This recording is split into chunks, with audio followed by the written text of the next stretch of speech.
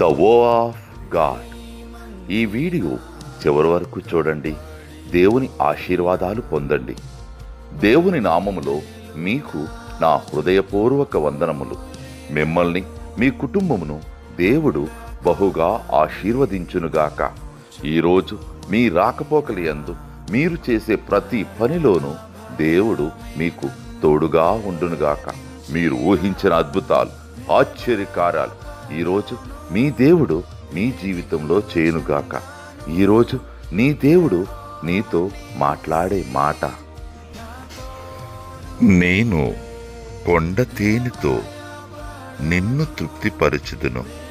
కీర్తనలు 81:16. I would satisfy with honey from the rock. Psalms chapter 81 verses 16.